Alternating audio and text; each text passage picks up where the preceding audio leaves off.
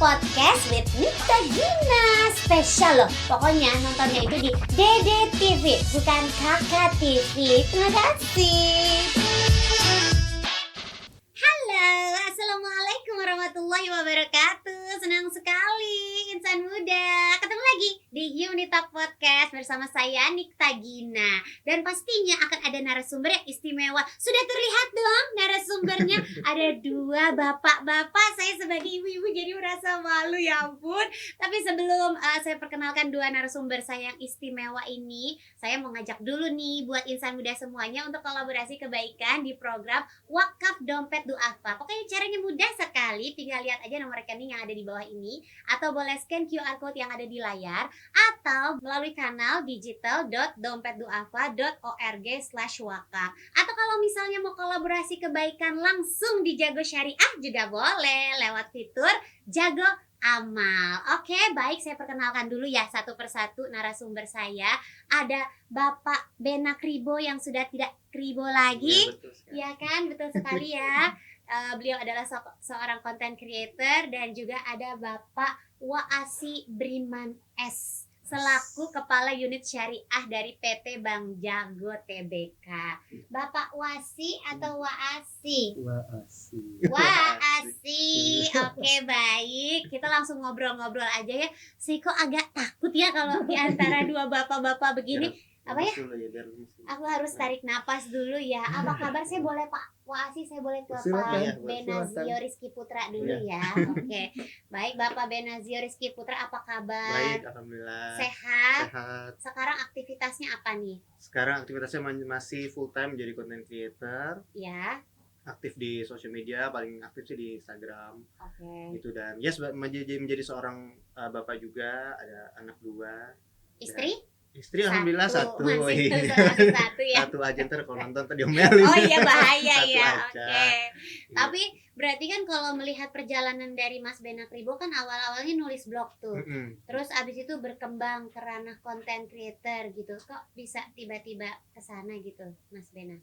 Iya, dulu memang dari awalnya saya seorang introvert nih gitu kan. Ih, sama dong. Iya, sama. Aku pun. Kelihatan nggak? Nggak kelihatan memang. Biasanya orang introvert agak nggak kelihatan gitu ya? Dan sosial media justru menjadi salah satu tempat buat kita mencurahkan isi hati, mengeksplor diri karena nggak ketemu banyak orang ya, cuma sama iya. kamera. Kita kalau ya? sama kamera lancar gitu, kalau sama orang kadang nggak Langsung kicep ya, betul.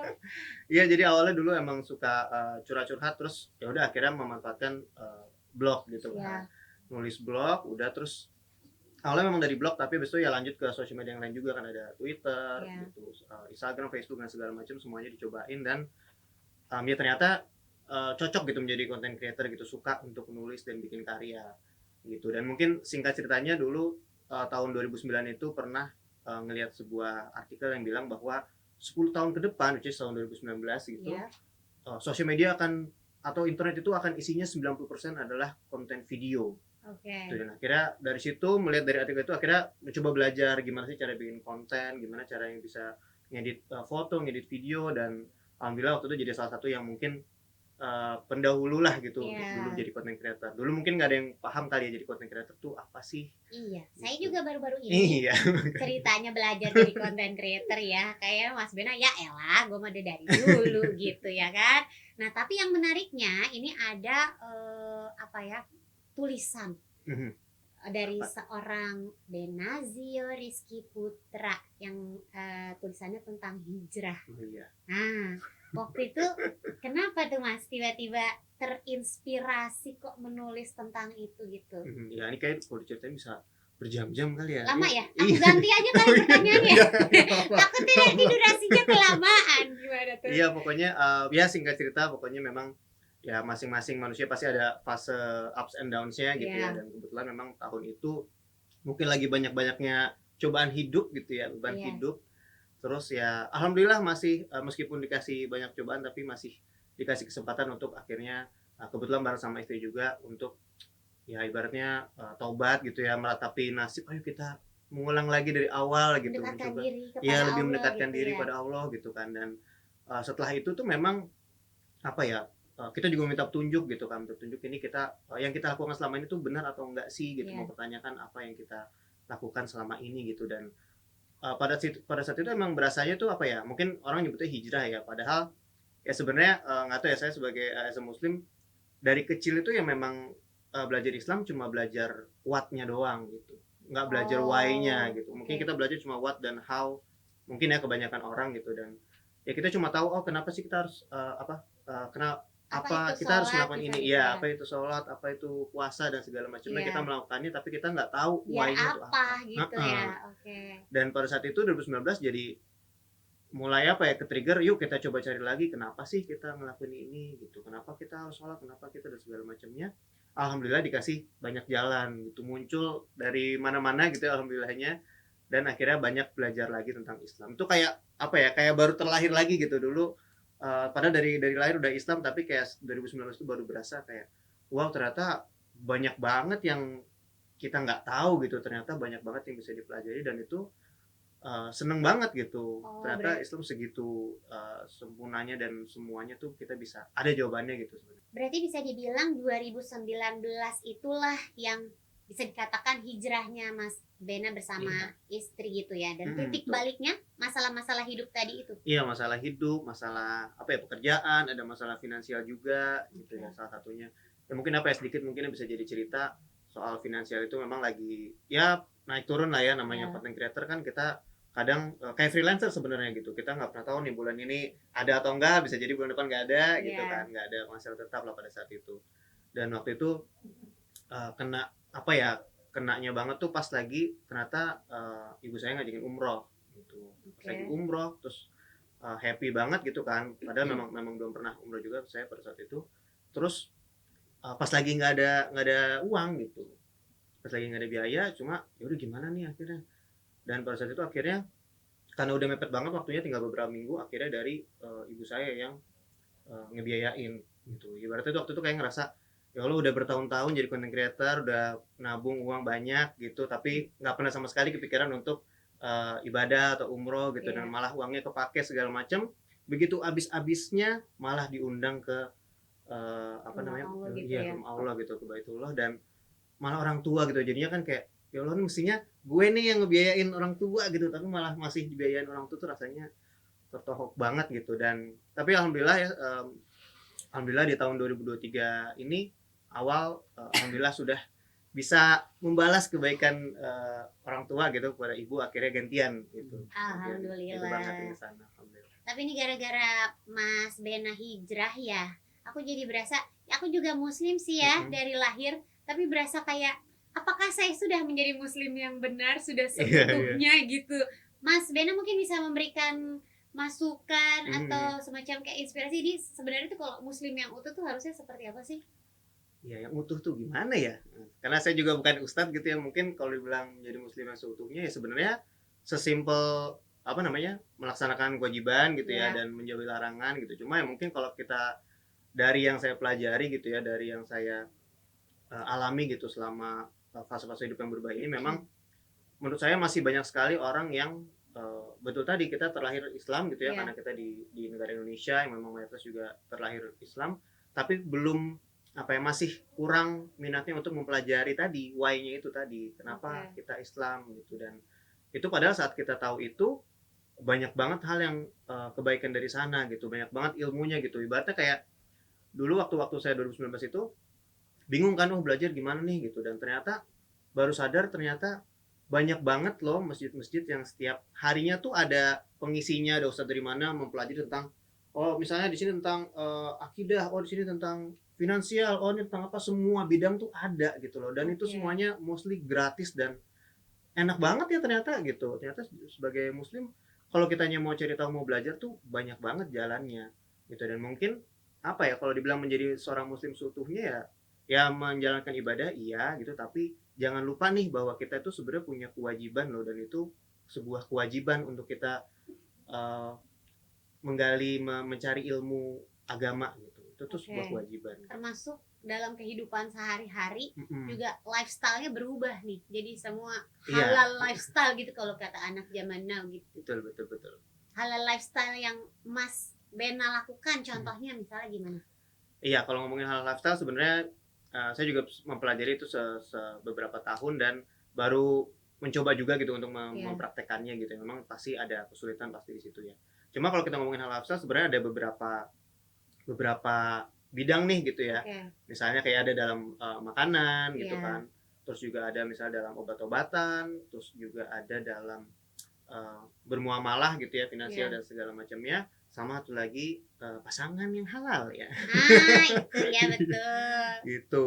Cuma kalau saya mungkin lebih lebih fokusnya kalau di sosial media, alhamdulillah baru dalam ya mungkin setahun terakhir ini mencoba ikut menyuarakan gitu, mengedukasi lebih Iya. ke halal di bidang yang ya sebenarnya cimit-cimit sih ya satu-satu gitu, coba dipraktekin, coba di-share, tapi lebih banyak Penting ke spill-spill tipis semua ya hal spill-spill ya tipis gitu. gitu tentang makanan gitu. Oke. Gimana sih makanan yang halal dan haram seperti apa, karena edukasinya masih minim banget gitu di Indonesia. Oke. Nah, kebetulan kan ada Bapak Wasi di sini. Jadi aku juga sekalian mau tanya, Bapak ntar dulu ya. Satu lagi, saya mau tanya sama Mas Bena Kribo boleh ya? Berarti Mas Bena termasuk kayak kan namanya juga udah rumah tangga segala macam, pasti kan punya perencanaan keuangan. Berarti perencanaan keuangannya juga menganut prinsip halal lifestyle itu dikelola secara syariah juga atau gimana nih? Betul. Memang dulunya pasti ya karena memang nggak tahu apa-apa ya ngikut aja gitu kan. Iya. Pokoknya yang mana yang paling sering dipakai ya udah ikutan gitu kan.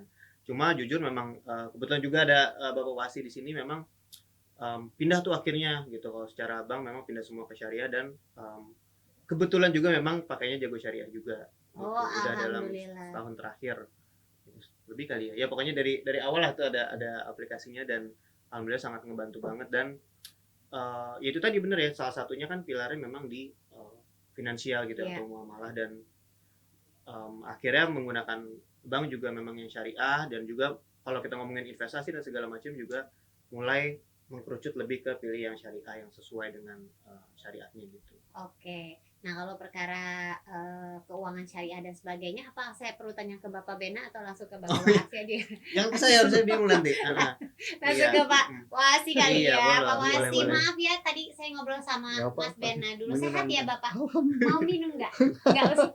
Ya. Bapak Wasi ini sebagai Kepala Unit Usaha Syariah dari PT Bank Jago TBK gitu ya. Berarti aktivitasnya mengepalai semuanya ya Pak ya? Kerja. Kerja mengawasi ya. Kerja. Kalau misalnya boleh ditanya nih Pak, perkembangan bank digital syariah, karena kan Jago ini adalah bank digital kan ya. Bank digital syariah di Indonesia saat ini kayak apa sih Pak? Perkembangannya alhamdulillah bagus. Maksudnya gini, kalau bank digital sendiri kan mungkin di Indonesia mulai muncul sekitar 7 tahun yang lalu. Iya. Lalu semakin lama semakin banyak bank digital lainnya. Iya. Di sisi yang lain bank syariah sebenarnya sudah ada dari zaman dahulu kala. Alhamdulillahnya sekarang sudah mulai makin banyak juga bank-bank syariah yang mendigitalkan diri gitu ya. Oke. Ya alhamdulillah bagus. Jadi artinya kalau makin banyak institusi keuangan finansial, syariah dan digital makin banyak juga masyarakat yang mungkin nanti terlayani. Gitu. Amin. Berarti di sini juga Bapak kan dari Jago Syariah, berarti itu membantu nasabah-nasabahnya untuk mengelola keuangannya diarahkan juga gitu Pak. Iya. Maksudnya metodenya segala macamnya gitu tentang keuangan syariahnya. Betul. Insya Allah kejadian gitu. Jadi itikadnya Bank Jago Syariah sendiri berdiri kan untuk membantu nasabah-nasabah kita. Iya.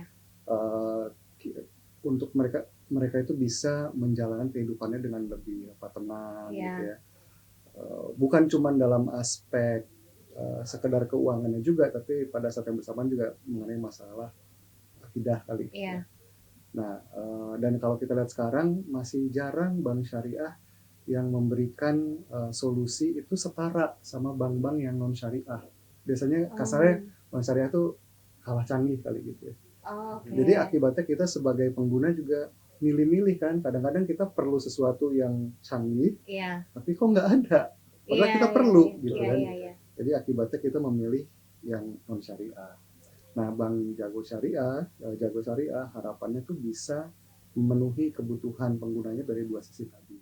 Oh, apalagi sekarang eranya juga udah digitalisasi, jadi bisa dibilang bank syariah nggak ketinggalan zaman lah ya, gitu. Tetap bisa menyediakan untuk kebutuhan masyarakat atau terutama muslim-muslim di Indonesia yang membutuhkan mungkin kayak perbankan yang digital, yang mudah, tapi konsepnya tetap syariah gitu. Berarti fitur-fitur dan kemudahan yang dihadirkan oleh Jago Syariah ini apa aja, Pak? Lumayan karena kita juga fokus gimana kita bisa memenuhi kebutuhan setiap individu gitu ya. Itu biasanya kita sebut tuh life centric gitu. Nah, dari yang paling dasar dulu deh. Kalau misalkan kita baru menerima pendapatan misalkan begitu ya. Ya tentu kan kita harus pandai mengelola pendapatan itu. Biasanya kalau orang zaman dulu misalkan pakai amplop. Ada budgeting, di bawah bantal. Direncanakan gitu kan, nah ini buat bayar apa, ini buat apa, sisanya taruh di bawah bantal. Nah dengan analogi itu sebenarnya Jago Syariah tuh menyiapkan fitur-fitur yang kita sebut kantong atau pocket gitu kan. Nah itu adalah amplop-amplop atau kantong-kantong kita bisa pakai untuk membuat perencanaan keuangan supaya kita nggak bablas gitu kan. Nanti sisanya bisa disimpan gitu dengan mengharapkan bagi hasil yang halal gitu kan ya dalam bentuk deposito syariah. Itu salah satu contoh fiturnya gitu ya. Mau lagi dengerin lagi? Mau, boleh kalau ada yang lain. Mungkin siapa tahu insan muda kayak apa lagi gitu ya kan. Nah selain itu kan juga setiap orang tuh pada dasarnya lahir dalam keadaan baik dan di dalam hatinya baik dan pasti punya semangat untuk berbuat kebaikan selalu. Nah kita fasilitasi juga gitu kan, bekerja sama dengan berbagai macam mitra, gimana supaya para pengguna Jago Syariah ini juga bisa menyalurkan kebaikan, misalkan lewat sedekah, zakatnya juga jangan lupa karena wajib gitu kan. Nah itu contoh-contohnya juga. Gitu ya. Oke, makanya akhirnya kolaborasi salah satunya dengan Dompet Du'afa. Nah sebelum ngobrolin kolaborasi Jago Syariah sama Dompet Du'afa, saya mau tanya lagi nih Pak. Berarti di Jago Syariah ini juga ada akad-akad yang dilakukan oleh nasabah gitu. Betul sekali karena pendekatannya kepada tadi syariah ya kan, akadnya harus jelas, ini harus halal gitu kan ya. Nah di dalam Jago Syariah sendiri itu untuk produk tabungannya gitu atau pocketnya atau kantongnya tadi itu akadnya wadiah. Artinya itu nasabah kan menitipkan uang, dia tidak mendapatkan bagi hasil begitu ya. Dan kantong ini karena tadi bisa buat perencanaan keuangan bisa dibuat sampai dengan 40 kantong. Wow. 20 kantong. Jadi mau pakai buat apa aja silakan. Gitu ya. Saya sendiri pakai 23. Wow. Kayaknya banyak saya deh, Pak. Oh ya? Saya 23 aja udah banyak banget. Saya kalau termasuk bensin. Iya, betul. Listrik, kalau termasuk bensin di ini dalam itu. bisa sampai 100, nggak ibu-ibu kan? Biasanya lebih banyak butuh kantong-kantong. Ya, ibu bener. Nanti saya pikir 100. Harus lebih banyak ya. Ya. Terus tadi itu kantong-kantong tersebut akadnya wadiah gitu ya. Dan bisa bikin kantong bersama juga. Jadi kayak misalkan uang saku istri, saya bikinin kantong gitu kan. Lalu saya isi tiap bulan, besoknya habis gitu kan. Itu istri yang habis. Istri-istri protes loh. Tapi itu betul. Jadi dia bisa lihat kantongnya gitu kan. Lalu dia juga bisa request gitu untuk diisi gitu kan kantongnya ke saya. Oh, menarik. Ini yang menarik banget sih menurut saya. Kan, anak saya juga uang sakunya setiap minggu saya bikinin pocket lalu di sharing gitu ya. Jadi anak saya juga udah punya aplikasi Jago Syariah, jadi dia tinggal lihat gitu kan, oh dapatnya dari si Baba duit gitu. Jadi dia tinggal pakai aja tiap minggu. Kalau bersisa gitu kan, nah masuk ke biasanya saya simpan di deposito. Deposito akadnya mudharabah. Nah artinya kalau udah mudharabah uangnya itu istilahnya di pemberi dana gitu ya, atau pemilik dana itu memberikan kuasa gitu kan kepada Jago Syariah untuk mengelola dana tersebut. Nah kalau dana tersebut dikelola lalu Jago Syariah mendapatkan keuntungan, keuntungannya itu lalu dibagi hasil dengan pemilik dana. Itu istilahnya nisbah gitu ya. Nah nisbahnya sendiri itu 16,21% gitu ya. Kalau disetarakan gitu dengan bank konvensional, kalau kita nabung atau punya deposito setiap tahun itu kira-kira dapatnya 5%. Oh lumayan. Lumayan. Kayaknya lebih gede deh. Kok aku salah ya aku. Oke silakan. Nanti jangan lupa diedit ya. Silakan ya, boleh, tidak benar sih. Iya benar kan? Iya betul. Iya. Udah gitu depositonya karena kita juga ngerti bahwa deposito ini kan tergantung setiap orang ya. ada yang pendapatannya memang langsung besar, ada yang pendapatannya juga enggak. Jadi depositonya itu bisa dimulai dengan dana 1 juta rupiah. Wah. Jadi nggak perlu nunggu dulu, biasanya bank-bank lain ada yang 5 juta baru bisa gitu kan. Ini dari 1 juta rupiah dia udah bisa deposito, bisa ditaruh 1 bulan, 3 bulan, 6 bulan, 9 dan 12 gitu ya. Terus kalau kita perlu apa-apa bisa di break, nggak ada penalti. Nggak perlu tunggu jatuh tempo Nggak gitu perlu tunggu ya. jatuh tempo dan tetap dapat bagi hasilnya. Cuman tentu bagi hasilnya nggak optimal gitu ya. Ada di tengah-tengah tadi. Karena di tengah-tengah betul kan, betul. Kayak ya logika dasarnya gitu ya, logis lah gitu kan. Kayak di prorata gitu aja ya Iya, Pak ya. kira-kira gitu. Oh ya menarik ya, luar biasa ya ampun, Jago Syariah. Oke.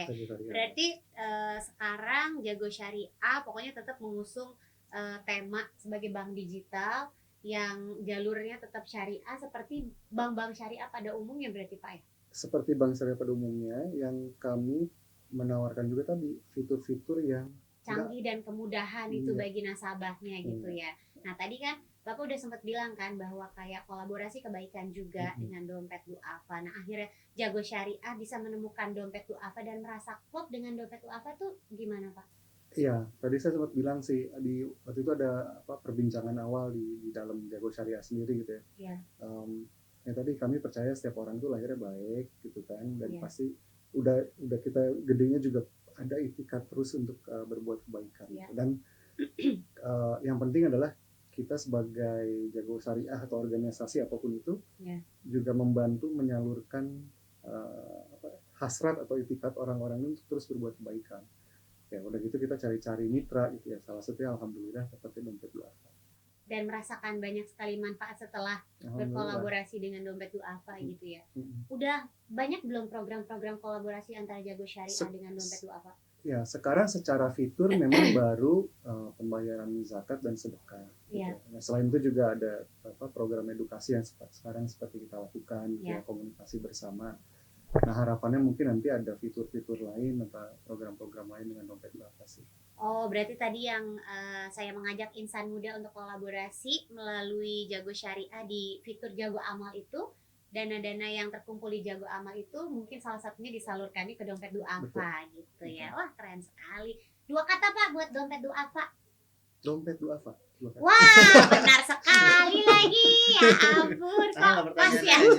Iya ya, biasanya itu kalau misalnya aku tanya gitu ya ke narasumber pasti misalnya amanah, terus abis itu responsif, atau misalnya kayak berkah. Ini kayak dompet duafa, baru Bapak loh yang jawab nih. Saya sebagai hostnya jadi bingung ya harus nanyanya gimana. Yaudah kalau gitu ke Mas Benak Ribo lah kalau gitu ya.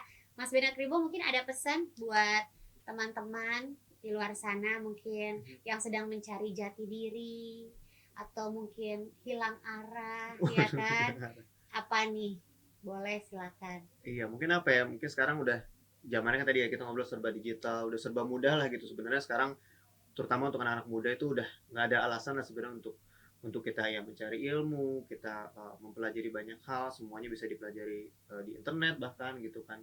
Jadi jangan jangan malas lah sebenarnya gitu anak-anak zaman sekarang gitu. Apalagi untuk hal-hal yang benar-benar menyangkut diri sendiri di saat ini dan masa depan gitu. Kayak misalnya untuk tadi kita ngomongin tentang hal lifestyle, gimana caranya kita bisa misalnya as a muslim tetap bisa menjadi muslim seutuhnya, melakukan hal-hal sehari-hari sesuai dengan syariat.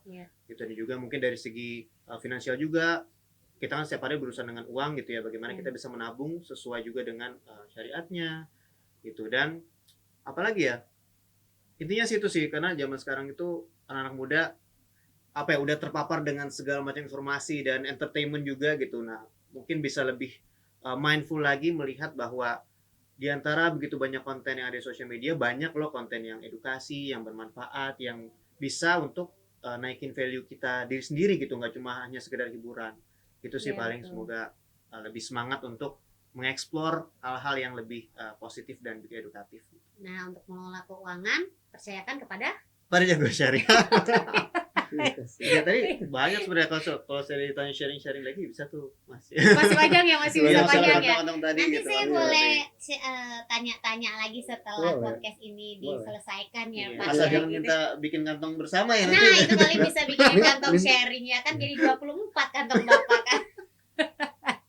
Oke, jadi pokoknya intinya kalau yang saya tangkap dari pembicaraan bapak-bapak semua bahwa di era sekarang tuh semuanya serba mudah ya. Ibaratnya kayak udah disodorin nih, lo mau yang baik, mau yang buruk tuh udah kayak semua di depan mata gitu. Tinggal kitanya wise memilihnya yang seperti apa gitu. Termasuk juga kayak masalah perbankan juga sekarang semuanya juga udah mudah ya Pak. Udah digitalisasi, dan kalau misalnya mau yang mengusung tema syariah, karena kita juga sebagai muslim sudah disediakan oleh Jago Syariah fitur-fitur yang canggih yang memudahkan untuk insan muda semuanya gitu ya kan. Makanya jangan lupa nih buat insan muda untuk kolaborasi di program Wakaf Dompet Duafa ya. Gampang banget, Dompet Duafa juga semuanya udah serba digital sekarang. Bisa langsung ke nomor rekening yang ada di bawah ini, atau boleh scan QR code yang ada di layar, atau boleh lewat kanal digital.dompetduafa.org/wakaf. Atau kalau misalnya kolaborasi kebaikannya mau lewat Jago Syariah juga boleh, ada fiturnya Jago Amal. Terima kasih Bapak Benak Ribo, terima kasih Bapak. Wah asik. Sampai ketemu lagi di lain kesempatan. Sukses selalu, sehat selalu untuk bapak-bapak semuanya ya. Dan Nikta Gina juga pamit. Sampai ketemu lagi di Human Talk Podcast berikutnya. Assalamualaikum warahmatullahi wabarakatuh.